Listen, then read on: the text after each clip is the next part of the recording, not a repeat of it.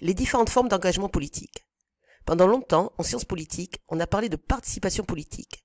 Est-ce un concept encore pertinent? La participation politique est l'ensemble des activités menées par les individus afin d'exercer une influence sur les autorités politiques. On peut alors classer les formes de participation politique selon l'intensité de la participation et selon le coût de la participation. La première forme de participation politique est la participation conventionnelle. Son intensité et son coût sont faibles.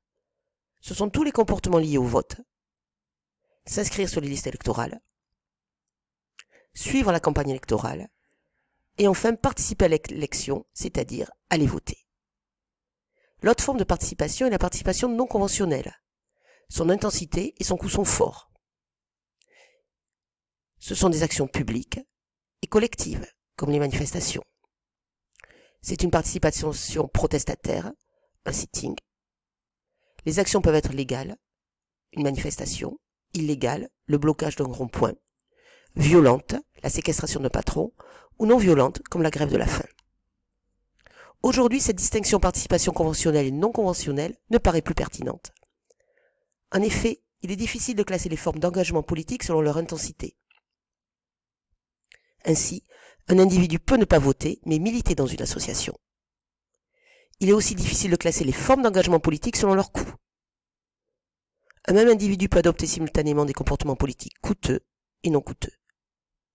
C'est pour cela qu'aujourd'hui on parle d'engagement politique. L'engagement politique recense alors les actions des gouvernés en direction des gouvernants, ou bien des actions des profanes en direction des professionnels de la politique. Il faut alors délimiter les contours de l'engagement politique. On va alors intégrer tous les comportements politiques, sauf deux, le vote, et ceux réalisés par les professionnels de la politique, c'est-à-dire ceux qui vivent pour la politique et de la politique. Leur source principale de leurs revenus est la politique. On peut alors présenter quelques formes d'engagement politique. Par exemple, le militantisme. Un militant n'est pas un simple adhérent. C'est un adhérent actif. Il va donc adopter certaines pratiques, assister aux réunions, à un meeting, coller des affiches. Ce militantisme va être réalisé dans une organisation politique. Une organisation politique peut être définie à partir de deux caractéristiques. La première est qu'elle est caractérisée par une conception du monde et de la société. La seconde est qu'elle participe à la vie politique. On distinguera alors deux types d'organisations politiques selon leur objectif. La première organisation politique a pour objectif l'exercice du pouvoir politique. Ce sont les partis politiques. La seconde a pour objectif d'influencer le pouvoir politique. On parlera alors de société civile organisée. Dans la société civile organisée, il y a plusieurs types d'organisations, et notamment deux, une association ou un syndicat. Une association est définie par la loi de 1901.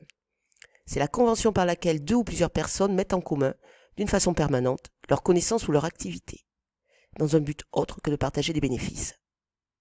Un syndicat est une forme particulière d'association. L'objectif d'un syndicat est la défense d'intérêts professionnels communs.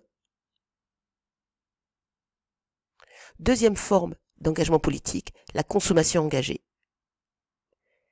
Par ses achats, l'individu va essayer d'influencer la prise de décision, soit d'un pays, soit d'une entreprise. On distingue alors deux formes principales de consommation engagée. La première est le boycott. Ici, l'individu ne va pas acheter un produit pour protester contre les pratiques du producteur. La deuxième forme est le boycott. Ici, l'individu achète un produit pour défendre une cause.